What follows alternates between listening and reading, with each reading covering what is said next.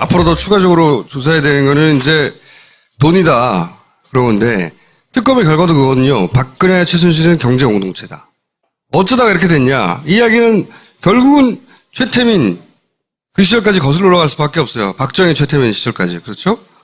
그래서 가족이 아니면 얘기할 수 없는 부분이 분명히 있습니다. 당연히. 오늘 모실 분은 이제 굉장히 유명해진 조순재 녹취록 아시죠? 최태민의 의붓아들, 최순실의 모친 임순희 씨가 첫 번째 결혼해서 얻은, 그러니까 최태민 씨 피가 아니에요. 유일하게 대학을 나왔기 때문에 중용을 하고 굉장히 오랜 세월 박근혜 대통령 옆에서 여러 가지를 보좌했던. 그러다가 2007년 한나라당 이명박 박근혜 경선 때 박근혜는 절대 안 된다 이런 기자회견을 했어요. 그 조순재 씨의 장남, 설명이 길어요. 최태민의 의붓 손자, 설명이 깁니다. 조영래 씨를 모시겠습니다. 안녕하십니까. 네. 지금 한국에서 사업 좀 하다가 이제는 홍콩에서 펀드 매니저를 하고 있습니다. 파생상품. 그런데 이 사태가 터지자 휴직을 하고 돌아와서 이 책을 쓰기 시작했어요. 또 하나의 가족이라고. 자기가 아는, 아까도 말씀드렸지만 가족만 알 수 있는 게 있거든요. 자기가 아는 이야기를 써야 되겠다고. 우선 아버지 조순재 씨의 이력부터 간단하게 짚어주세요. 94년도에 유경수 여사가 서거하시고요. 네. 그 1년 뒤에 74년도 네. 돌아가시고 75년도에 추모 1주기 사진전을 기획을 합니다. 추모 1주기 사진전. 네. 그 사진전에 아버지가 이제 기획을 맡으셔서 네. 처음에 그 전에는 무슨 일 하셨어요? 이원우 공보부 장관 비서관을 하셨어요. 몇 년도부터요? 60년대 후반에 장관 비서관을 하다가 70년도에 국회의원 출마를 하세요. 여기 서대문 갑구에서. 그때 이제 선거에 나가셨다가 낙선을 하시고 집 한 채 있던 거를 마저 털어먹고. 그 말하자면 나름 잘 나가셨던 분이네요. 그 시절에. 뭐 좀 정치적인 야망도 있으셨던 것 같고요. 네. 예, 뭐 사회의식도 좀 있으셨던 것 같고. 구국 선교단인가요? 네, 그렇습니다. 네. 네. 그 왜 75년대 막 만들기 시작하잖아요. 기독교로 반공을 외친 일부러 만들어낸 조직이었고 거기 그 선교단이 만들어지면서 합류하게 되는 겁니까? 그러니까 선교단이 만들어지는 시기와 사진전을 기획하는 시기가 거의 비슷하게 물려요. 네. 그러니까 이제 사진전 기획을 하시면서 이제 사진전 준비하느라고 뭐 미국 가셔서 외신 사진도 찾고 일을 하시는 과정에서 봉사단이 설립이 되죠. 그 본인의 의붓 아버지인 최태민 씨가 와서 일 좀 도와달라. 네네. 네. 너는 뭐 그 장관 비서관도 했고 공부도 할 만큼 했으니 와서 일 좀 도와달라 했는데 근데 그때 그 아버지의 엄마 할머니 네네. 임선희 씨가 최태민 그 의붓 아버지한테 가서 일 좀 도와줘라 이렇게 된 건가요? 처음에? 제가 아는 관점에서는 이제 할머니인 임선희 할머니가 굉장히 적극적으로 아버지를 원하죠. 같이 이제 참여하게 하고 사실은 인맥이 별로 없어요 그 집안에. 그러니까 그 최태민 씨 자체가 이북에서 내려오신 분이고 네. 이남의 가족 관계가 이렇게 있지 않으셔가지고. 조순재 씨는 임선희 씨가 첫 번째 결혼해서 나왔던 거고 최태민과는 피가 섞이지 않은 거예요. 네. 그런데 이제 본인의 그 첫 결혼에서 낳은 장남이니까 네. 지금 현 남편에게 가서 일을 도와주라고 한 거군요. 그렇죠. 네. 그렇게 해서 인연이 시작됐고 그게 75년도다. 네. 그때부터 소위 2007년에 이제 박근혜 이명박 경선 붙기 그 전까지 거의 계속 박근혜 대통령과 붙어 있었던 거네요. 그건 아니고요. 그건 아니에요? 84년도에 영남재단 일을 맡으세요. 네. 이제 그걸 맡기 전에 이제 정수장학회를 맡아달라. 네.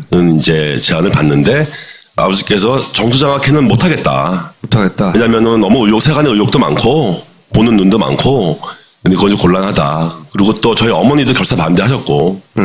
그래서 이제 차선책으로 이제 그래도 뭔가 일을 또 해줘야 될 사람이 필요하니 영남재단을 맡아달라고 얘기를 해서 아버지가 이제 영남재단 일을 하시죠.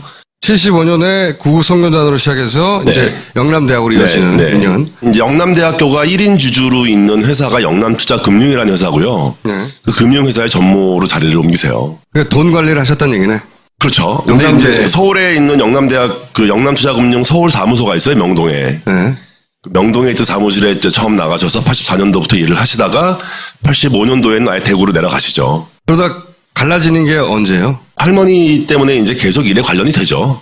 계속. 예. 그게 언제까지냐면 90년대 후반까지. 또 임선희 할머니가 박근혜 대통령 처음 국회의원 출마할 때 뭐 돈도 98 갖다 년이니까. 주고 98년이니까 아버지의 엄마, 할머니가 네. 돌아가시기 전까지는 어떤 식으로도 계속 연결돼서 일을 했다. 근데 이제 90년대 후반에 그 대통령 그 국회의원 선거 예. 그걸 기점으로 이제 멀어져요. 급격히 아버지가. 그때부터. 할머니의 관계가 거의 끊기고 제가 할머니를 마지막으로 본 거는 이제 99년도 봄 정도. 네, 기간 마지막으로. 되면서 끊어진 거군요. 예, 그러니까 뭐 할머니는 어떤 자부심 같은 게 있었을 거예요. 자기 손으로 이제 국회의원을 만들었다는 네. 그런 자부심이 뭐 다양한 감정이 있었겠지만, 근데 이제 저희 아버지하고 할머니의 어떤 만남이나 인연이 다 하고 끊어지게 된 것도 90년대 후반쯤부터는 이제 멀어져요. 대략 75년부터 99년까지 박근혜 대통령 20대부터 시작해가지고 50대가 달 때까지 쭉 봐온 거군요. 네네. 그 사진부터 제가 몇 가지 볼게요. 이게 본인인가요? 네, 그렇습니다. 본인 사진까지 보낼 필요는 없었는데. 여기 최태민 씨?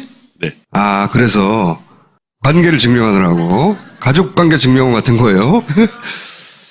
그리고 최순실 씨가 예, 옆에 계시고요. 할머니. 네. 그 꼬마가 됩니다. 안 나와도 되는데 계속 나오네요. 최태민과 아버지. 네. 굉장히 젊었을 때 이제 일이 시작된 거네요. 이게 75년이니까. 이 사진은 어떻게 되는 겁니까? 봉사단 활동을 하는 봉사단. 장면을 사진을 찍고 계신 아버지고요. 홍보 일을 하니까 본인이 직접 사진 찍고. 뭐 홍보라는 게 이제 뭐 대언론 관련들. 네. 최태민 주변의 유일한 인텔리셨던 거네요. 말하자면 대학도 나오고 뭐. 그 나이로 봐도 그렇고 그때 뭐 특별히 일을 할 수 있는 사람이 없었다. 마땅히 없었어요. 임선희 본인? 예. 네, 얼굴이 나오기 시작하네요. 네. 뒤섞였네요. 의붓과. 네. 복잡하시죠, 본인도. 사실은 이 대목은 조금 얘기하고 싶은 분이긴 한데요. 네. 아버지가 말씀하셨던 그 비극적인 가족사라는 게 네. 원래 그렇게 비극적이진 않았어요. 원래는. 뭐 그래도 좋았던 시절도 있고 네. 또 좋았던 추억도 있고요. 그러니까 최순실 의붓 고모들과의 관계도 네네네. 예전엔 좋았다는 거죠. 예, 제 기억에는 좋았던 어린 기억이 있으니까요. 어린 기억엔. 예, 근데 이제 돈과 권력에 이제 가까워지면서 네. 확 틀어졌어요. 그 가족 관계가 해체가 되죠. 그 최태민 씨 사망과 함께 그 돈이 그 소위 최 씨 일가와 그 친인척한테 뿔뿔이 흩어지는 네네. 숨겨지는 과정에서 가족도 같이 해체가 돼버린 거예요? 뭐 이렇게 말씀드리면 오해의 소지는 있는데 저희 아버지는 기본적으로 최태민 씨에게 재산을 받는 거에 대한 거부감이 있었고요. 받지 않았고 아버지는. 네네. 네. 뭐 또 주실 마음도 없으셨겠죠. 의붓이기 때문일지도 모르겠지만 어쨌든. 예, 예. 그리고 뭐 그게 다행이기도 한 면이 있어요. 지금에 와서는. 예, 예. 지금에 와서 만약에 아버지가 직접 재산을 많이 받았으면 여기 못 나오시죠? 이런식 못 비생활하고 그렇겠죠. 네. 어떻게 됩니까? 설명해 주시면. 순득이 고모, 그러니까 내 남편 되신 분이고 저희 어머니하고 아버지, 그다음에 정윤혜 씨, 최순실 씨, 정윤혜 씨. 예, 오. 대략 몇 년도 사진인가요? 90년대 초가 아닐까 싶어요. 네. 90년대 초에 결혼했다고 96년에 결혼한 게 아니라 네. 안민석 의원이 주장하기 시작했죠. 이거 뒷받침되는 사진이라 볼 수도 있겠어요. 네. 90년대 초에 이미 서로 아는 사이였구나. 아버지. 나이 드시고 이제 돌아가시기 얼마 전인 거 같네요. 돌아가시기 2달 전이에요. 박근혜에 대해서 25년간 알아온 박근혜에 대해서 아버지가 생전에 뭐라고 평가하셨어요? 아버지가 돌아가시기 전에 이제 그 2007년에 경선 당시에 예. 박근혜 당시 후보가 조순재를 모른다라는 네. 얘기를 하죠. 이제 그거에 대해서 아버지는 결정적으로 이 사람은 평생 거짓말을 달고 사는구나. 평생 달고 사는구나. 예, 그러니까 거짓말을 해 왔는데 네. 도저히 거짓말을 할 수 없는 부분까지 거짓말을 한다는 거에 대해서 이제 아버지가 큰 분노를 느끼셨죠. 그러니까 75년부터 자기가 일을 도와줬는데 네. 25년간이나 그런데 경선에 나와서 잘 모른다고도 아니고 이제는 관계가 끊어졌다도 전혀 아니고 모른다. 네, 전혀 모른다. 네. 그때 이제 도저히 참을 수 없다 이렇게. 근데 이제 뭐 아버지 입장에서는 여러 가지 감정이 있었어요. 왜냐면 그냥 어떤 사람이 날 모른다고 거짓말하는 자체가 문제가 아니고 유족들도 모른다. 유족이라는 거는 최태민 씨의 유족들 또 다 모른다고 했다. 라는 이제 근거를 가지고 거짓말을 하셨어요. 최태민 씨의 가족들도 조순진 모른다더라. 예, 예. 라고 나도 모르지만 예, 예. 그래서 아마 그때 최순실 씨가 아마 모범 답안을 주지 않았을까. 그렇겠죠. 이런 질문이 나오면 대답을 이렇게 모른다고 해라. 에 따라서 그냥 하셨을 것 같아요. 그 화나는 것 뿐이 아니고, 이제 아버지를 아는 많은 사람들로부터 의혹을 좀 받죠. 이렇게 모른다고 했을 때에는 그래도 뭐 뒤로 와서 뒤에서 좀 이렇게 뭐. 돈도 챙겨주고. 돈을 챙겨줬거나. 야, 내가 너 모른다고 할 테니까 너 입 다물고 있어. 그렇죠. 하고. 네네. 어떤 그 모종에 협의가 있지 않았냐는 의심을 하게 되는 거죠. 아버지가 이제 주변에서 야 너 돈 받고 이딴 벌어 주는 거 아니야? 이런 얘기를 듣는 게 또 더 화가 나는 거예요. 그거를 못 참으셨던 거예요. 더 화를 났고. 예. 그러니까 나의 의지와 나의 인생이 다른 사람들에 의해서 어떤 평가가 내려질 때 속수무책일 거라는 그거에 대해서 이제 항거하시는 거죠. 그런 일이 터지기 전에도 그렇게 긴 세월 네. 지켜봤으면 바로 옆에서 지켜봤잖아요, 사실은. 그렇죠. 네. 지켜봤으면 평가가 있을 거 아니에요. 뭐 어라고 평가했냐 이거죠. 아버지의 그 진정서나 이제 그 녹취록. 거기에 나온 거로는 무능하다. 거짓말 너무 잘한다. 그리고 잘못 있으면 다 뒤집어 씌운다 남에게. 네. 뭐 이렇게 요약돼요. 그런 얘기를 평상시에 하셨어요?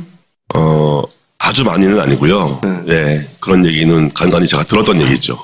자기가 다 하라고 한 일이었는데 저는 책임지지 않고 다 뒤집어 씌운다. 영남재단에서 벌어졌던 일들이 이제 아버지가 직접 개입됐던 일이고 같이 책임을 지고 물러나시게 됐는데 그렇게 물러나시는 과정에서도 아버지가 어떻게 됐는지 제가 다 봤기 때문에 적어도 어느 한 조직의 보스가 되거나 뭐 지도자가 되려면 좋든 싫든 책임져야 할 문제는 책임져야 되고 인정해야 되는데 그런 부분이 전혀 없다는 거죠. 그 녹취록에는 그런 대목도 나오지 않나요? 거짓말을 하는데 거짓말을 자기 신념화해서 그러니까. 진짜로 그게 진짜인 걸 믿는 것처럼 거짓말을 한다고. 네. 거짓말을 스스로 믿어버리는 거짓말 있잖아요. 그래놓고 분명히 자기가 사인한 건데 이 사람은 다 책임을 지고 자기는 모른 척 한다는 거예요. 완벽하게. 죄의식도 없이. 뭐 그런 유의 설명들이 있어요. 그러니까 아버지가 평소에 모사했던 박근혜가 대통령이 되어서 안 된다는 이유가 그런 거. 그렇죠. 네. 그 진정서에도 보면 그 당시에 이미 국정농단이라는 단어가 쓰여요. 네. 진정서 안에. 그 진정서는 어디에 제출한 진정서죠? 한나라당? 한나라당 당시 강재섭 경선, 의원, 예. 강재섭 대표한테 보내고. 네, 이 사람 대통령 되면 안 된다고 열받은 거예요. 2007년 이명박하고 경선할 때. 이명박 캠프의 사람인 것 같아요. 그 두 사람과 긴 이야기를 9시간에 걸쳐서 한 게 소위 조순재 녹취록인 거예요. 사실은 그런 말씀 하셨죠. 이제, 이 나라가 최순실의 밥상이다. 밥상된다. 예언이에요, 예언. 박근혜 대통령이 이제 그 당시 후보가, 최순실이 젓가락이다. 최순실의 젓가락이다. 그렇게 될 거다, 나라가. 큰일 났다. 정확하게 보셨네. 네. 근데 그때 왜 그런 말씀 하셨는지 그것도 그때 이해 좀 못하겠죠. 신기하긴 해요. 예. 그냥 본 게 아니라 아버지가 돌아가시기 전에 그런 후회를 하셨다면서요. 박정희의 재산을 최태민에게 넘기는데 제가 정확한 워딩은 아닌데 네. 대략 그런 의미 넘기는데 내가 기여한 것에 대해서 크게 후회한다.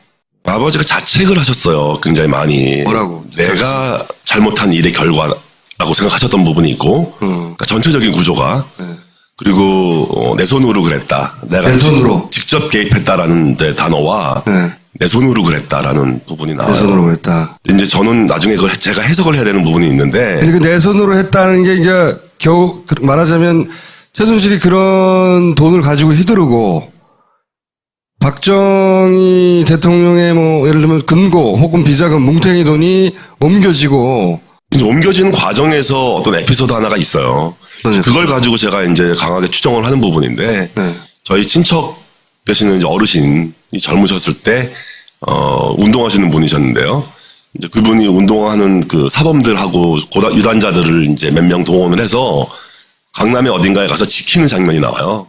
지키는 장면이요? 예, 그렇게 이제 아버지가 몇 명을 이제 요청을 해서 네. 데리고 강남에 있는 어느 건물에, 어느 집에 네. 가서 방에 있는 박스들을 지켜요. 근데 그 박스가 지킨 박스가 무슨 재산이 들어있었다고 하네. 이제 어느 방 안에서 한 2, 3일 정도, 며칠을 거기서 먹고 자고 하면서 그 박스들을 지켜주죠. 그래서 저는 그게 아마 이제 뭔가가 중요한 것들이 옮겨지는 과정에 어떤 중간 지점에서 그거가 아마 그거랑 관련이 있지 않냐. 그 시절이, 이제 11.6 사태가 나고 나서 직후에. 예, 직후 한두 달 정도 지난 시기로 이제 그 어르신은 기억하시니까, 그때쯤 벌어진 정황상 그게 그거 아니겠냐라는 추정이죠. 그거가 그러면 이제 소위 청와대에 남아있던 금고가 혹은 청와대 안가나 혹은 거기 남아있던 재산이 옮겨지는 과정이었을 수도 있고요. 그죠? 저는 그렇게 추정을 한 거죠. 11.6 직후라면. 네네. 예. 그게 최태민 사망 직후라면 지난번 최재석 씨 스토리하고 이어지는데 이거는 아닌 거죠. 이거는 그 이전에 9년 얘기니까. 79년 그 정도 좀 이야기니까. 그리고 나서 돈이 크게 두 번 옮겨진단 말이죠. 한 번은 박정희로부터 최태민에게, 그리고 최태민으로부터 최순실에게, 자매에게. 일가에게. 예. 네. 두 번 옮겨지는데 앞부분은 그 시절에 최태민 씨 옆에서 최태민을 보좌할 정도의 이력이나 학력이나 경력을 가진 사람이 아버지밖에 없었기 때문에 충분히 그랬을 법한 상황인데, 나중에 94년도에 네네. 98년까지 인연이 이어졌다고 하니까 94년도에도 혹시 그런 역할에 저희는 그때 최태민 씨 돌아가신 걸 몰랐어요. 역시 마찬가지로 통보를 안 했구나 여기도. 네. 그러니까 저는 저희 할머니가 돌아가신 것도 몰랐고요. 그러니까 재산 정리가 다 끝날 때까지는 저희는 몰랐어요. 그러면은 중간에 영남대학에 계셨으니까 영남대도 끊임없이 영남대 재산을 빼가지고 최태민에게 현금화하거나 글로 넘기는 작업이 있었다고 한단 말이죠. 네네. 거기는 관여됐을 수도 있겠다. 그렇죠. 네. 거기에는 아버지가 관련을 하셨고, 그러니까 어떤 식의 요청이든 최태민으로부터 요청이 있었을 거고, 네. 그 요청을 실행을 하셨을 거고. 그걸 이제 돌아가시 전에 후회한다고? 네, 그렇죠. 예. 그러니까 그 오랜 시간을 자기가 이렇게 관여했던 일의 결과가 자기 눈앞에서 자기를 부정당하는 결과로 나왔을 때, 이거 잘못한 거다. 내가 헛짓을 했다. 이런. 평생 헛짓을 한 것이다라고 후회하셨다. 예. 박근혜에 대한 조순재 씨의 평가예요. 녹취록에 보면 100% 꼭딱시다. 이제 아버지가 정해지면 한 획도 틀림없이 그대로 해버린다거나 꼭딱시다는 얘기 있어요. 그리고 결과적으로 잘못되면 책임 전가하는 것을 완전 밥 먹듯이 쉽게 했었다. 이런 평가들. 그러면서 이 영남 때 예를 듭니다. 예. 이게 녹취록 일부고요. 그리고 이런 거 있습니다. 업무에 대한 것도 결과가 나쁘면 전부 잡아 떼버린다. 사전에 다 상의하고 다 협의하고 다 최종적으로 했는데 결과가 나쁘면 전부 다 잡아떼고 자기 속 빠지면 된다. 지금 하는 거하고 똑같죠. 이제 이 대목을 내가 본격적으로 물어보려고 아까 얘기를 한 건데, 공동 이익을 위해 설립됐다. 경제적 공동체다. 특검의 결론은. 그러면서 예를 든 게 이제 사절을 계약하고 집값도 지불했다. 이야기는 이제 장충동에서 살다가 삼성동으로 이사 갔는데 90년대 그때 두 집 사이의 차이가 4억이었는데 집을 팔아서 냈다고 그랬는데 4억 어디서 나왔냐 이거지. 찾다 보니까 할머니 임순희 씨가 그 4억 차액뿐만 아니라 집 전체 계약과 그 전체 집의 계약금이었던 판매 대금이었던 10억 5천을 한 번에 지불했다를 부동산 업자가 특검에 증언을 하죠. 그래서 이제 확인되어서 임선희 씨가 다 돈 내준 거 아니냐. 공동체 맞네. 이런 결론에 도달하고 다른 사람들도 있어요. 옷값도 내주고 등등등. 녹취록에 보면 돈이 넘어가는 과정이 조금씩 나와요. 박정희 11.6 전에 구국송교단 동관을 누가 했냐 했더니 조은재 씨가 최태민이 했다. 돈은 철저하게 최태민이 다 관리했다. 그네가 그렇게 시키고 절대 누구한테 맡기지 말라고. 그 시절부터 그 전에 생활이 어땠냐 얘기도 나오거든요. 보면은 구국송교단에서 다 같이 최순득, 최순실, 최순천 자매들이 생활을 했는데 그때 경제 정도 생활이 어땠냐 그랬더니 아주 어려웠다. 지지에도 가난했다는 거예요. 이 집안이. 이 일을 시작하기 전에는 이 사람들이 공식적으로 한 일이라고는 신발 파는 거하고 그것도 그 리어카 수준에서 신발 파는 거하고 유치원 한 거밖에 없거든요. 근데 2,700원 어디 생기냐고. 그리고 이제 돈이 넘어갈 때 여기 이제 아버지는 전부 기집애들이라고 표현해요. 최순실 최씨, 예, 자매들. 일가를. 네. 이거는 그러니까 최태민 사망이죠. 사망 이후에 사돈의 8존까지 전부 다 분산시키고 왔다. 돈을. 이 과정을 아시는 거죠. 어떻게 분산하는 건지. 그리고 나서 그 시절에 엄청난 돈이 움직였는데 이때 가족이 아마 풀풀이 흩어진 것 같아요. 가족관계 끊어진 것 같은데. 그 시절은 뭐 벽 뚫고 돈 숨기던 시절이다. 그러니까 이 돈들이 어떻게 풀풀이 다 흩어졌는지 다 말할 수 없다. 뭐 이런 얘기를 하면서. 그리고 나서 이런 의문도 얘기가 나옵니다. 그때 이미 돈이 1,000억이 넘는다고 그랬어요. 그건 이제 대화자가 하신 얘기. 예, 대화자가 1,000억이 넘는다고 뭐 얼마야 뭐 셋이 가지고 있는 돈이 얼마냐 그랬더니 그 지금 특검을 조사했듯이 이게 이제 이명박 캠프 쪽에서 조사를 했나 봐요. 그러니까 1,000억이 이미 넘는다고 그렇게 얘기를 하니까 11.6 이후에 생긴 돈이 1,000억이 넘는 거예요. 이게 이제 그 박정희 돈인 거죠. 그전에는 없었고 돈이 하나도. 근데 이런 질문을 해요. 이해가 안 가는 게 박근혜 그 많은 돈을 왜 전부 다 최태민에게 줬을까? 그러니까 아버지도 불가사의하다고 해요. 네. 불가사의하다고 네. 왜 최태민 다 줬을까? 그러면서 이제 이유도 일부는 말합니다. 본인이 뭐 당황하기도 했고 능력도 없고 경험도 없고 사회 경험도 없으니까 그러니까 글로 갔겠지. 이런 짐작을 얘기하는 거죠. 그 박근혜와 최순실 일가는 경제 공동체이다. 라고 할 만한 보고 듣고 겪은 일들이 뭐가 있냐 이거죠.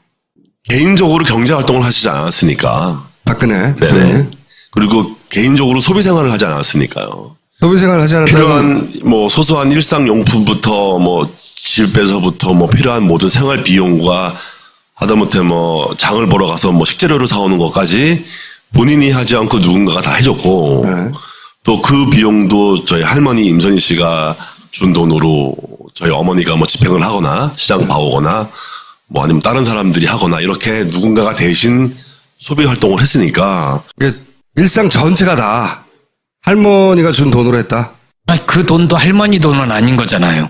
돈이 싹 넘어갔었고. 그러니까 최태민이 관리하던 박정희 돈인 거죠. 예. 뭐 그렇게 추정을 해야 되는 거죠. 네. 네. 그 박근혜 대통령이 이거 뭐 사오라고 돈을 줬다든가 뭐 이거 뭐 하라 대우고 돈을 누구한테 줬다 그런 건 없다는 거죠. 제가 이제 뭐 또 하나의 가족이라는 의미가 이제 가족이 형성되고 가족이 해체되는 과정에 이제 개입하는 탐욕과 어떤 그 권력 이런 것들이 있지만 실질적으로 가족처럼 생활을 하면 가족 내에서 누구 돈과 누구 돈을 분리하기가 어렵잖아요. 아, 그런 정도였어요. 네, 그러니까 저는 제가 생각하기에는 그렇게 형성된 가족으로 이제 설정을 하고 전 이제 사실 집회를 하기 시작한 거죠. 구분의 의미가 필요 없을 정도였다는 거네요. 제가 보기엔 그렇습니다. 네. 어릴 때부터 봐오기로. 그러면 그 돈들은 거의 다 저 집을 할머니가 지불했듯이 그 할머니 주머니에서 다 나온 거예요? 그렇게 알고 있습니다. 네. 그렇게 알고 있다. 뭐 그 시절에는 그게 이렇게 이상하지 않았던 풍경이에요. 그 시절에는요? 지금 세월이 지나서 일반 국민들이 그걸 보니까 이상한 방식의 생활이라고 생각하지만 그 시절에 그 안에서 살던 사람들은 누구도 이상하지 않았어요. 그런데 한 발 더 나아가 생각해 보면 박근혜 최태민의 관계가 특수했기 때문이다. 네, 이게 더 굉장히 결정적으로 중요한 대목이죠. 여기에 대해서 아버지는 이렇게 표현하셨어요. 최태민과 박근혜 관계에 대해서 골방이 있는데 그 서너 시간 들어가면 둘이 안 나온다. 이런 식의 표현을 했어요. 그런데 직접 뭔가를 목격한 적은 없나 봐요. 사실 박근혜 최태민의 관계에 대해서 온갖 썰들이 있지만 내가 그걸 봤어라고 하는 사람 아무도 없어요. 이제 어머니가 이제 좀 난감해 하시는 이제 부분들인데, 박근혜 씨 당시에 이제 생활할 때 가사 도우미 네. 분이 이제 저 어머니가 보내서 이제 하시게 되고, 또 급하게 이제 운전기사를 이렇게 급하게 필요하면 운전기사를 이제 아버지가 찾아갖고 이제 보내주고, 건강이 안 좋으시거나 그럴 때 이제 주사를 좀 맞아야 되면 주사를 놔주시고. 아버님이 간호사 출신이셨대요. 그래서 그 주사의 히스토리가 아주 오래됐어요. 네, 그때부터, 예. 예. 그래서 직접 박근혜 몸에 주사를 놓으셨던 거죠. 박근혜 씨가 돌아가실 때에도, 차가 이제 어딘가를 가잖아요. 그러면 차가 눈에서 보이지 않을 때까지 그 자리에 서서 깊이 인사하고 끝까지 그 자리에서. 애틋했군요. 그러니까, 제가 보기에는 굉장히 그 깊은 종교적 신념 같은 거가 있는. 종교 신념, 예. 네, 그런 어떤 종교적 공동체적인 그런 거가 정교적 공동체이기도 했고. 예. 있죠. 저희 어머니께서도 그런 이제 그래도 시아버지가 시키니까 네. 할머니랑 같이 앉아가지고 이제 그런 주문도 외우고. 주문요? 네, 어떤 그리고 주문이었어요? 몇 가지 주문이 있더라고요. 예, 여기 다 써 있습니다. 그래서 그런 거를 외우고 이제 그런 건 하기 싫어서 또 이제 빠져나오고 이러던 시절인데 그래도, 박근혜 씨는 끝까지. 그런 특수 관계다 보니 그러니까 일반적으로 이해할 수 없거든요. 1,000억을 남에게 맡긴다는 게. 상식적으로는 어려운 얘기죠. 불가능한 얘기죠. 이게 종교적 공동체든 아니면 많은 언론에서 나왔던 그런 관계든 간에 특별한 관계였다. 그게 옆에 가능하게 믿을 만한 사람이 딱 한 사람밖에 없었겠죠. 그런 것 같아요. 어떤 의미로든 믿을 수 있는 사람이 한 사람밖에 없었던 것 같고. 그래서 돈은 글로 다 나왔다는 거죠. 그러니까 그 당시 박근혜의 눈에 바라본 그 재산 관련은 내 아버지 돈을 관리해주는 사람들이다. 그러니 그들이 나의 수발을 들며 돈을 당연히 그쪽에 쓰는 게 당연하다. 이렇게 생각했을 수 있어요. 그죠? 그렇게 생각할 수 있죠. 네, 충분히. 그리고 여기서 이제 기존엔 잘 알려지지 않았던 게 이 할머니의 역할이에요, 보면. 사실 98년도에 국회의원이 될 때도 할머니 역할이 컸어요. 그죠? 그러니까 그 관계가 유지되고 재산이 유지되고 하는데 할머니 역할이 컸던 것 같아요. 네, 그렇게 보고 있습니다. 네, 그렇게 보고 있는데 스포트라이트에서는 이제 잠깐 정리한 거를 그 부분만 추려서 한번 볼게요. 지난주에 나온 건데. 끌어모은 최 씨 일가. 조순재 씨의 장남 조영래 씨는 용기가 필요했을 어려운 고백을 합니다. 할머니이자 최순실의 어머니인 임선희 씨가 전체 구조의 중심이었다는 겁니다. 임선희 할머니가 어떻게 보면 이 전체의 비리 구조에서 몸통이다라고 얘기하는 부분은 실제로 임선희 할머니가 만약에 없었더라면 이게 가능하지 않았을 거라고 보는 면이 있어요. 정규 교육을 받지 않아 자신의 이름만 겨우 쓸 줄 알았다는 임선희. 유독 세매는 능했다고 합니다.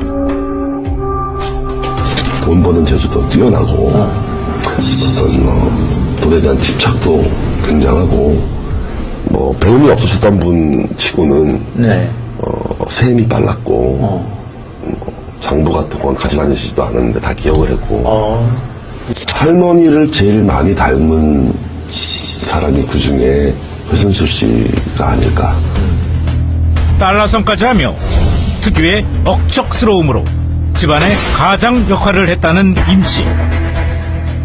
아들 조순재 씨는 집안의 실세로 기억합니다.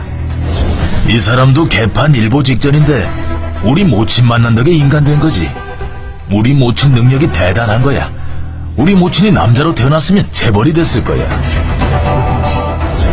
우리 모친 만나서 사람 됐다. 인간 만들었다. 그래서 인간 구실을 했다. 그런 표현인 거죠. 박근혜 대통령과도 각별한 사이로 지냈습니다. 정계 입문 때 직접 뒷바라지를 했다는 겁니다. 국회의원 선거할 때도 이제 직접 가셔가지고 사모께서 직접 가셔서 거기서 숙식하면서 그렇게 도와드렸거든요. 돈이 더 필요할 때는 임선희도 직접 현장으로 달려갔다. 차 트렁크에 현찰 다발을 잔뜩 싣고 다녔으며 필요할 때 필요할 만큼 그 돈을 뿌리고 다녔다. 임선희와 최순실은 알고 있었다. 그때를 위해 준비한 돈이었기에 아낌없이 쏟아부어야 한다고. 그래야만 나중에 더 큰 돈이 되어 돌아온다는 것도. 영의 박근혜와의 만남이 시작되며 최 씨 일가에 들어오기 시작했다는 뭉칫돈. 자, 이 이야기가 이제 그림이 거의 완성이 되는 것 같지 않아요? 이때까지 들어왔던 우리가 알아왔던 내용들을 종합해 보면 박근혜 최태민의 관계가 특별했기 때문에 넘어갔고 돈이 그런데 그 돈이 잘 유지되는 데는 임선희 씨 역할이 있었고 그리고 최태민 사망 이후에는 임선희 할머니가 결국은 정치 입문과 그걸 적극적으로 컨트롤했고 직접 뛰었고 98년 당시에 선거 현장에 같이 내려가서 그때 돈 뿌는 일은 본인이 다 했고 뒤에서 그러니까 최순실은 아직 등장하기 전에요. 심부름할 때예요, 그냥. 사실은 그때도 이제 최태민 씨가 돌아가시고 나서는 외부적인 모든 행사나 이런 거에는 최순실 씨가 이제 개입을 했고요. 네. 할머니는 이제 뒤에서. 그리고 나서는 여기서 주목하고 싶은 대목은 뭐냐면 그때도 돈을 관리하고 뿌리고 하는 것은 할머니였는데 임선희 씨였는데 그 앞에 뭐 특검 집 얘기만 했단 말이죠. 근데 이 선거할 때 본격적으로 돈 뿌린 얘기들이 많이 나와요. 아까도 JTBC 나왔지만 트렁크에 돈 싣고 가가지고 거기에 잔뜩 얼마인지도 모르죠. 잔뜩 싣고 가가지고 국회의원 선거 때부터 뿌리기 시작했다 얘기 나오는데 아버지한테 그 얘기 들어보신 적 있어요? 그 박근혜 처음 국회의원 될 때 돈을 어떻게 했다 뭐 이런 거? 할머니가 그 여행용 트렁크에 돈을 싣고 갔다는 거는 얘기 하셨어요. 직접? 네. 그러니까 그 안에 뭐 2억, 3억, 1억 5천, 2억. 여러 번? 아니 뭐 그런 정도 단위였어요. 정확하게 그 금액 자체가 기억나는 게 아니라 네. 그 뭐 2억 이 정도 금액이 그러니까 억대라는 거. 억대. 그거를 이제 여행용 트렁크에 넣어서 할머니가 싣고 갔다. 네. 그러니까 니네 할매가 싣고 갔다 이런 얘기가 나오죠. 불법이기도 하지만 불법 이전에 그 돈의 출처가 임선희 씨라는 겁니다. 박근혜 대통령이 뭐 팔아서 낸 게 아니라. 근데 아까 방송에 나왔던 책 인용한 대목은 어느 책이에요? 그건 제 초고예요. 네. 초고. 네. 그러니까 그 표현에 이 돈을 언제 써야 될지를 정확하게 알고 있었다. 그 초고들이 이제 변호사하고 이제 법률 검토도 마치고 이제 이렇게 하는 과정에서 네. 상당히 많은 부분의 표현들이 좀 조정이 되죠.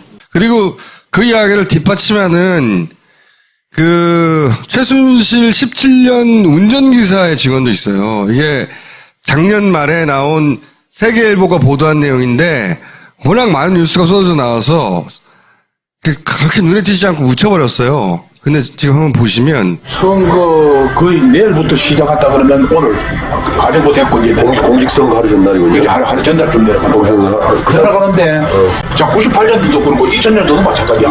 누가 오겠어요? 차에서 끄는 게 아니고. 옮기는 건 내가 갖다 놨지. 오겠는 거죠? 그 방에다 갖다 놨지 그럼. 2층 집에. 그 방에는 돈 가져가는 거는 그 할매가 자는 방이에요. 네. 하나는 박 의원이 자고 하나는 할매가 자는 방에 그 돈이 있어. 박 의원은 돈이 얼마나 나가고 그러는 몰라.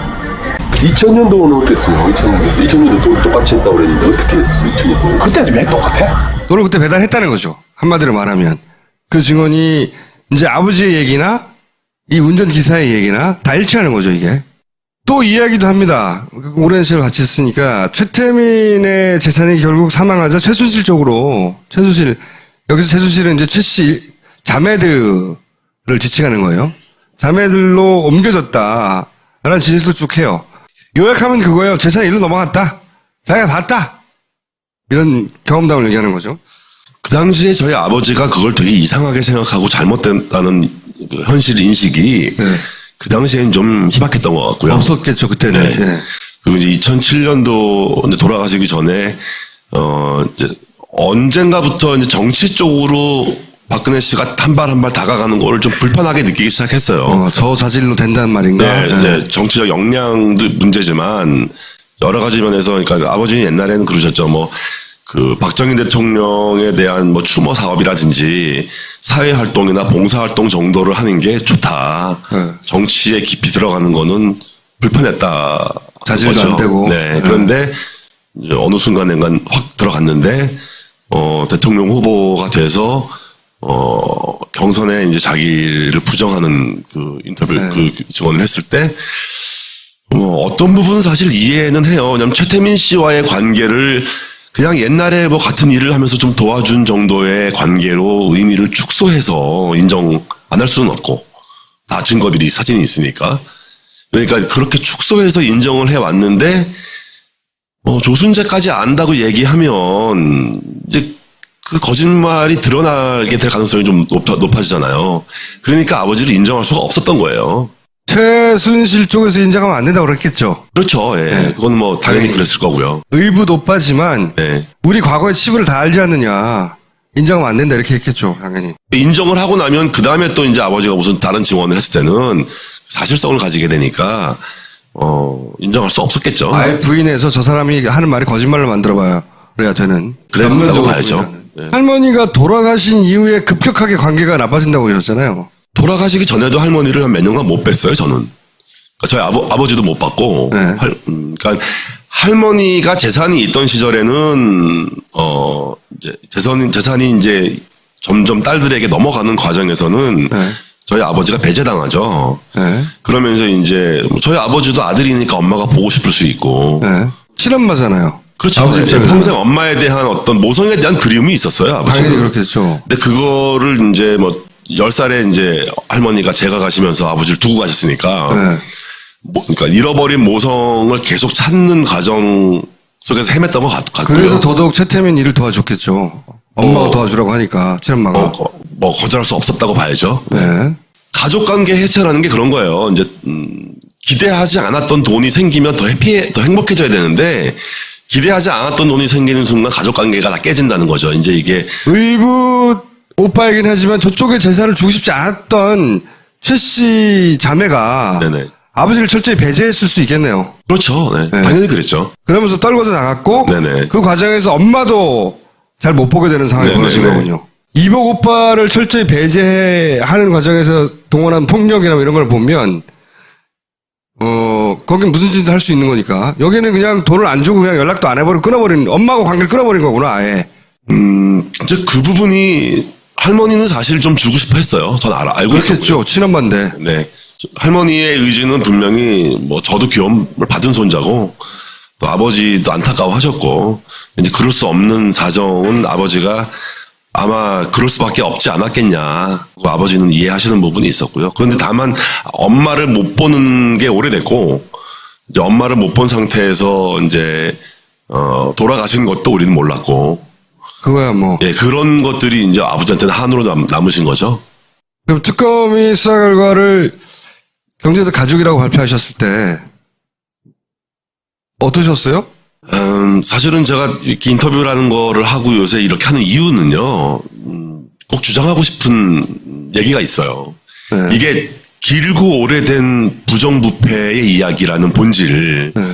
이거를 이렇게 벗어나서 얘기를 하기 시작하면 자꾸 다른 데로 흐르는데, 이제 이 부정부패가 본질이라는 걸 놓고 이제 다시 다 조명해보면 전부 부정부패한 얘기들의 스토리거든요. 박정희가 쌓은 돈도 부정부패했던 것이고. 그러니까 뭐 처음에 박정희 대통령의 사후 자금이라는 게 세상에 알려져도 청렴한 이미지에 타격을 입을 거고, 그러니 공개할 수도 없고, 더 갖다 버릴 수도 없고, 뭐 어떻게 할 수가 없었던 거겠죠.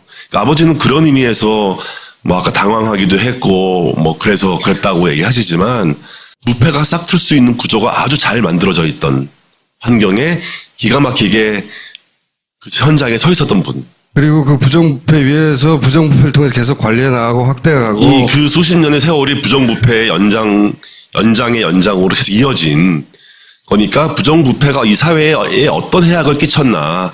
그래서 이 논의가 사실 저는 앞으로 세대에게 이게 어떤 의미를 주냐. 근데 앞으로는 좀 어떻게 바뀌어야 할 거냐 하는 논의를 시작하는 계기가 됐으면 좋겠어요. 이 책의 내용은 그러면 한마디로 말해서 최태민, 임선희, 박근혜까지 이어지는 경제 공동체이자 부정부패를 가족사적 관점에서 바라본 겁니다. 네, 그렇습니다. 정확합니다. 그래서 특검의 결론에 대해서는 너무 당연한 결론이 나왔다고 생각했겠네요. 그럼요. 네. 사실은 특검도 의심을 했었어요. 네. 특검이 뭐 특별하게 뭘 밝힐까. 네. 그런데 특검에서 경제적 공동체라는 개념을 얘기하고 그거를 혐의로 이제 밝혔을 때 좀 사회가 바뀔 수 있겠다 이제. 제대로 짚었다. 네. 네. 이게 어디에 가서까지 닿을지 모르겠지만 일단 출발은 제대로 하지 않았나. 이게 굉장히 어려운 얘기 하신 거예요. 자기 아버지, 본인의 아버지, 본인의 할머니가 이 박근혜와 정의당 공동체를 구성하는데 주요한 배역이 없고, 그리고 그거를 가족사의 관점에서 다 일일이 밝히겠다고 하는 거니까. 사실은 이 사건을 진행되는 걸 보면서 굉장히 만감이 교체했을 것 같아요.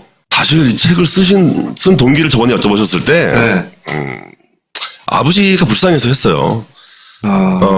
자기가 의로운 일을 하지도 않았는데, 부정까지 당하는 거는 차라리 뭐 정의로운 일을 했으면 자기 사명감이나 채웠으니까 뭐 그래도 뭐 상관없었겠지만 자기가 한 일도 뭐 자랑스럽지도 않은데 그건 또 부정당하고 인생 전체가 부정당한 거지.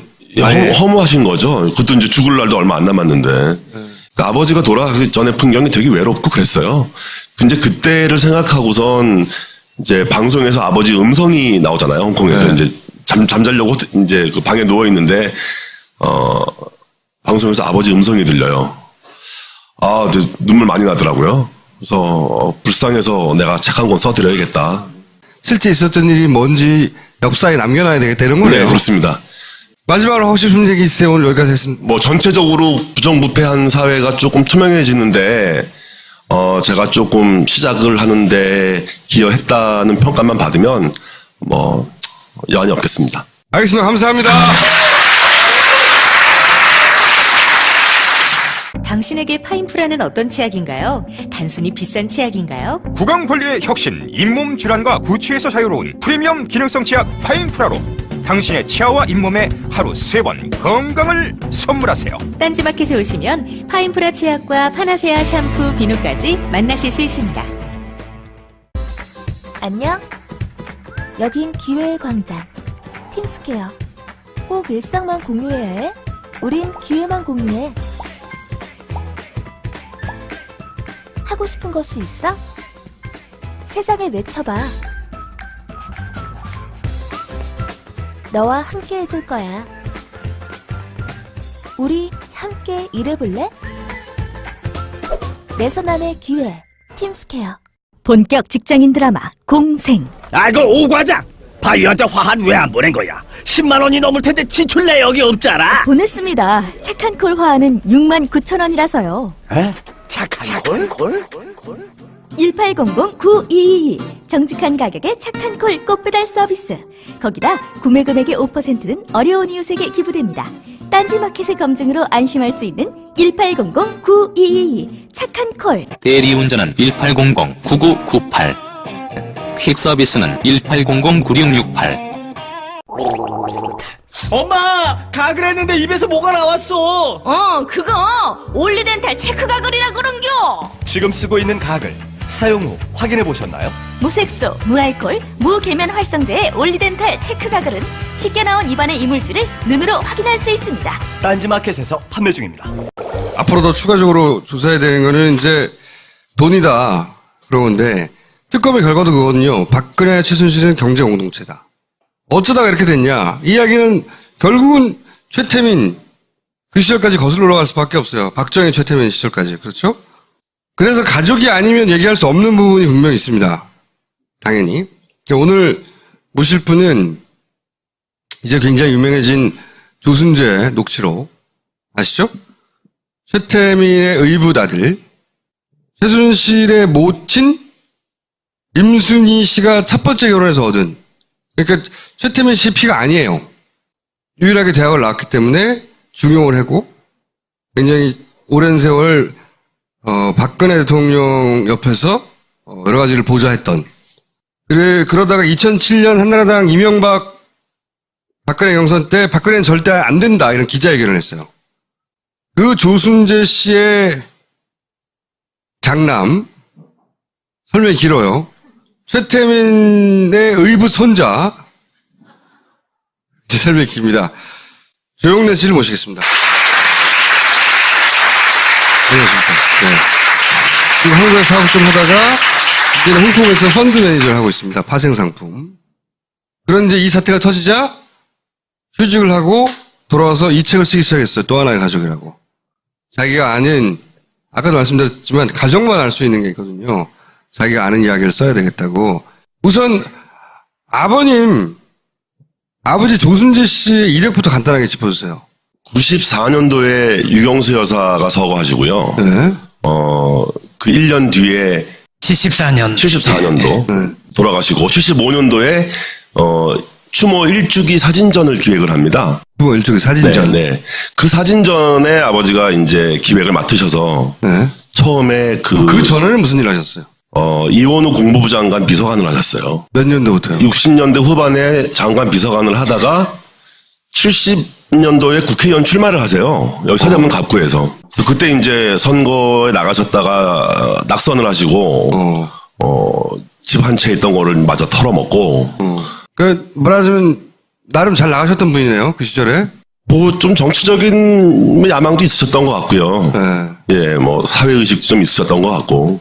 구국 선교단인가요? 네, 그렇습니다. 네. 그 왜 75년대 막 만들기 시작하잖아요. 기독교로 반공을 외친 일부러 만들어낸 조직이었고 거기 그 선교단이 만들어지면서 합류하게 되는 겁니까? 그러니까 선교단이 만들어지는 시기와 사진전을 기획하는 시기가 거의 비슷하게 물려요. 네. 그러니까 이제 사진전 기획을 하시면서 이제 사진전 준비하느라고 뭐 미국 가셔서 외신 사진도 찾고 그 일을 하시는 과정에서 봉사단이 설립이 되죠. 좋든 싫든 책임져야 할 문제는 책임져야 되고 인정해야 되는데 그런 부분이 전혀 없다는 거죠. 그 녹취록에는 그런 대목도 나오지 않나요? 거짓말을 하는데 거짓말을 자기 신념화해서 그러니까 진짜로 그게 진짜인 걸 믿는 것처럼 거짓말을 한다고. 네. 거짓말을 스스로 믿어버리는 거짓말 있잖아요. 그래놓고 분명히 자기가 사인한 건데 이 사람은 다 책임을 지고 자기는 모른 척 한다는 거예요. 완벽하게 죄의식도 없이 뭐 그런 유의 설명들이 있어요. 그러니까 아버지가 평소에 모사했던 박근혜가 대통령이 되어서 안 된다는 이유가 그런 거. 그렇죠. 네. 그 진정서에도 보면 그 당시에 이미 국정농단이라는 단어가 쓰여요. 네. 진정서 안에. 그 진정서는 어디에 제출한 진정서죠? 한나라당 강재섭 의원, 강재섭 대표한테 보내고. 네. 이 사람 대통령 되면 안 된다고 열받은 거예요. 2007년 이명박하고 경선할 때. 이명박 캠프의 사람인 것 같아요. 그 두 사람과 긴 이야기를 9시간에 걸쳐서 한 게 소위 조순재 녹취록인 거예요. 사실은 그런 말씀을 하셨죠. 이제 이 나라가 최순실의 밥상이다. 밥상된다.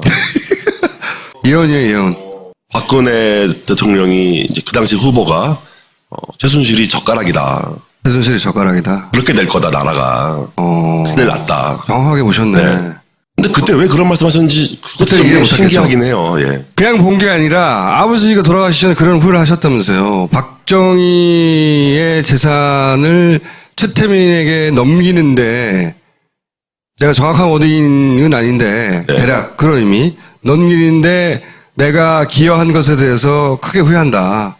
아버지가 자책을 하셨어요. 굉장히 많이. 뭐라고? 내가 잘못한 일의 결과라고 생각하셨던 부분이 있고 그러니까 전체적인 구조가 그리고 내 손으로 그랬다. 내가 내 손으로. 직접 개입했다라는 단어와 내 손으로 그랬다라는 부분이 나와요. 내 손으로 그랬다. 이제 저는 나중에 그걸 제가 해석을 해야 되는 부분이 있는데 근데 그 내 손으로 했다는 게 이제 겨우 말하자면 최순실이 그런 돈을 가지고 휘두르고 박정희 대통령의 뭐 예를 들면 금고 혹은 비자금 뭉탱이 돈이 옮겨지고 이제 옮겨지는 과정에서 어떤 에피소드 하나가 있어요. 그걸 가지고 제가 이제 강하게 추정을 하는 부분인데 저희 친척 되시는 이제 어르신이 젊으셨을 때 운동하시는 분이셨는데요. 이제 그분이 운동하는 그 사범들하고 유단자들을 이제 몇 명 동원을 해서 강남의 어딘가에 가서 지키는 장면이 나와요. 지키는 장면이요? 예. 그렇게 이제 아버지가 몇 명을 이제 요청을 해서 데리고 강남에 있는 어느 건물에, 어느 집에 가서 방에 있는 박스들을 지켜요. 근데 그 박스가 지킨 박스가 무슨 재산이 들어있었다고 하네. 이제 어느 방 안에서 한 2, 3일 정도 며칠을 거기서 먹고 자고 하면서 그 박스들을 지켜주죠. 그래서 저는 그게 아마 이제 뭔가 하고 할머니의 어떤 만남이나 인연이 다 하고 끊어지게 된 것도 90년대 후반쯤부터는 이제 멀어져요. 대략 75년부터 99년까지 박근혜 대통령 20대부터 시작해가지고 50대가 달 때까지 쭉 봐온 거군요. 네네. 네. 사진부터 제가 몇 가지 볼게요. 이게 본인인가요? 네, 그렇습니다. 본인 사진까지 보낼 필요는 없었는데. 여기 최태민 씨? 네. 아, 그래서 관계를 증명하느라고 가족 관계 증명 같은 거예요. 그리고 최순실 씨가 네, 옆에 계시고요. 할머니. 네. 그 꼬마가 됩니다. 안 나와도 되는데 계속 나오네요. 최태민과 아버지. 네. 굉장히 젊었을 때 이제 일이 시작된 거네요. 이게 75년이니까. 이 사진은 어떻게 되는 겁니까? 봉사단 활동을 하는 봉사단. 장면의 사진을 찍고 계신 아버지고요. 홍보 일을 하니까 본인이 직접 사진 찍고. 홍보라는 게 이제 뭐 대언론 관련들. 네. 최태민 주변의 유일한 인텔리셨던 거네요. 말하자면 대학도 나오고 뭐. 그 나이로 봐도 그렇고 그때 뭐 특별히 일을 할 수 있는 사람이 없었다. 마땅히 없었어요. 임선희 본인? 예. 네, 얼굴이 나오기 시작하네요. 네. 뒤섞였네요. 의붓과. 네. 복잡하시죠, 본인도? 사실은, 이 대목은 조금 얘기하고 싶은 분이긴 한데요. 네. 아버지가 말씀하셨던 그 비극적인 가족사라는 게, 네.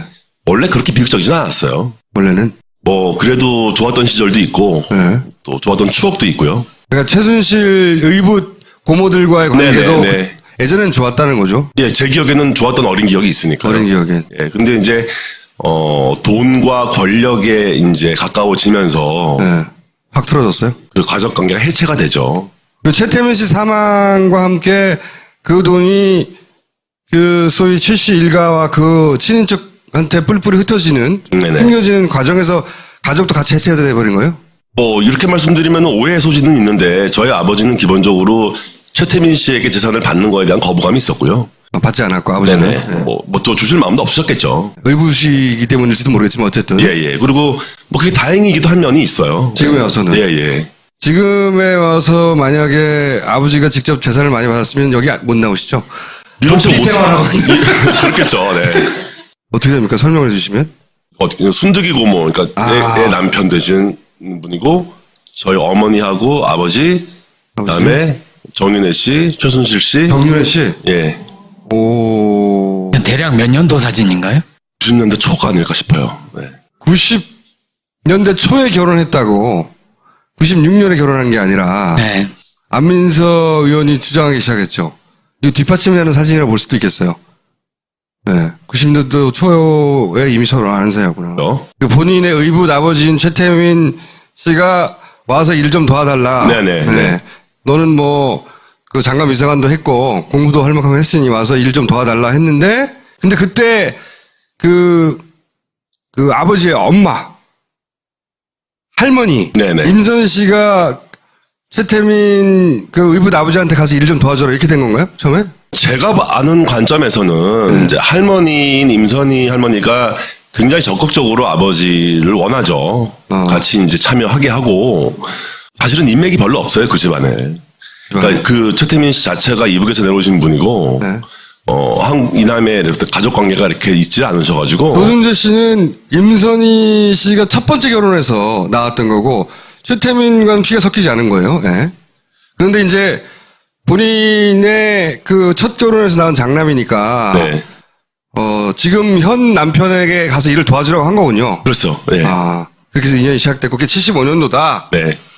그때부터 저 소위 2007년에 이제 박근혜 이명박 경선 붙기 그 전까지 거의 계속 박근혜 대통령과 붙어 있었던 거네요. 그건 아니고요. 그건 아니에요? 84년도에 영남재단 일을 맡으세요. 네. 이제 그걸 맡기 전에 이제 정수장학회를 맡아달라. 네.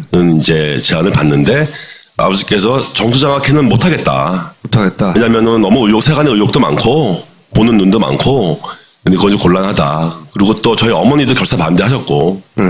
그래서 이제 차선책으로 이제 그래도 뭔가 일을 또 해줘야 될 사람이 필요하니 영남재단을 맡아달라고 얘기를 해서 아버지가 이제 영남재단 일을 하시죠.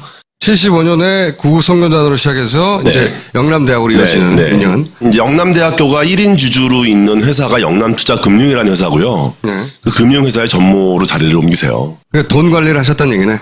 그렇죠. 근데 이제 서울에 있는 영남대학 그 영남투자금융 서울 사무소가 있어요. 명동에. 네. 그 명동에 있던 사무실에 이제 처음 나가셔서 84년도부터 일을 하시다가 85년도에는 아예 대구로 내려가시죠. 그러다 갈라지는 게 언제예요? 할머니 때문에 이제 계속 일에 관련이 되죠. 계속. 예. 그게 언제까지냐면 90년대 후반까지. 또 임선희 할머니가 박근혜 대통령 처음 국회의원 출마할 때 뭐 돈도 98년이니까. 갖다 주고 98년이니까. 아버지의 엄마, 할머니가 돌아가시기 전까지는 어떤 식으로도 계속 연결돼서 일을 했다. 근데 이제 90년대 후반에 그 국회의원 선거, 그걸 기점으로 이제 멀어져요, 급격히 아버지가. 그때부터. 할머니의 관계가 거의 끊기고, 제가 할머니를 마지막으로 본 거는 이제 99년도 봄 정도? 되면서 끊어진 거군요. 예, 그러니까 뭐 할머니는 어떤 자부심 같은 게 있었을 거예요. 자기 손으로 이제 국회의원을 만들었다는 그런 자부심이 뭐 다양한 감정이 있으셨겠지만, 근데 이제 저희 아버지 나이 드시고 돌아가시기 얼마 전인 거 같네요. 돌아가시기 2달 전이에요. 박근혜에 대해서 25년간 알아온 박근혜에 대해서 아버지가 생전에 뭐라고 평가하셨어요? 아버지가 돌아가시기 전에 이제 그 2007년도 경선 당시에 박근혜 당시 후보가 조순재를 모른다라는 얘기를 하죠. 이제 그거에 대해서 아버지는 결정적으로 이 사람은 평생 거짓말을 달고 사는구나. 평생 달고 사는구나. 예, 그러니까 거짓말을 해 왔는데 도저히 거짓말을 할 수 없는 부분까지 거짓말을 한다는 거에 대해서 이제 아버지가 격한 분노를 느끼셨죠. 그러니까 75년부터 자기가 일을 도와줬는데 25년간이나 그런데 경선에 나와서 잘 모른다고도 아니고 이제는 관계가 끊어졌다도 아니고 모른다. 네, 전혀 모른다. 그때 이제 도저히 참을 수 없다 이렇게. 근데 이제 뭐 아버지 입장에서는 여러 가지 감정이 있었어요. 왜냐하면 그냥 어떤 사람이 날 모른다고 거짓말하는 자체가 문제가 아니고 유족들도 모른다. 유족이라는 거는 최태민 씨의 유족들 또 다 모른다고 했다. 라는 이제 근거를 가지고 거짓말을 하셨어요. 최태민 씨의 가족들도 조순재 모른다더라. 예. 라고 나도 모르지만. 예. 그래서 아마 그때 최순실 씨가 아마 모범 답안을 주지 않았을까. 그렇겠죠. 이런 질문이 나오면 대답을 이렇게 모른다고 해라. 에 따라서 그냥 하셨을 것 같아요. 그 화나는 것 뿐이 아니고 이제 아버지를 아는 많은 사람들로부터 의혹을 좀 받죠. 이렇게 모른다고 했을 때에는 그래도 뭐 뒤로 와서 뒤에서 좀 이렇게 뭐 돈도 챙겨주고 돈을 챙겨줬거나 내가 너 모른다고 할 테니까 너 입 다물고 있어. 그렇죠. 하고. 네. 어떤 그 모종의 협의가 있지 않았냐는 의심을 하게 되는 거죠. 아버지가 이제 주변에서 야 너 돈 받고 이딴 벌어 주는 거 아니야? 이런 얘기를 듣는 게 또 더 화가 나는 거예요. 그거를 못 참으셨던 거예요. 더 화를 났고. 그러니까 나의 의지와 나의 인생이 다른 사람들에 의해서 어떤 평가가 내려질 때 속수무책일 거라는 그거에 대해서 이제 한 거 하시는 거죠. 그런 일이 터지기 전에도 그렇게 긴 세월 지켜봤으면 바로 옆에서 지켜봤잖아요, 사실은. 그렇죠. 네. 지켜봤으면 평가가 있을 거 아니에요. 뭐라고 평가했냐 이거죠. 아버지의 그 진정서나 이제 그 녹취록. 거기에 나온 거로는 무능하다. 거짓말을 너무 잘한다. 그리고 잘못이 있으면 다 뒤집어 씌운다 남에게. 뭐 이렇게 요약돼요. 그런 얘기를 평상시에 하셨어요? 아주 많이는 아니고요. 그런 얘기는 간간히 제가 들었던 얘기죠. 자기가 다 하라고 한 일이었는데 저는 책임지지 않고 다 뒤집어 씌운다. 영남재단에서 벌어졌던 일들이 이제 아버지가 직접 개입됐던 일이고 같이 책임을 지고 물러나시게 됐는데 그렇게 물러나시는 과정에서도 아버지가 어떻게 됐는지 제가 다 봤기 때문에 적어도 어느 한 조직의 보스가 되거나 뭐 지도자가 되려면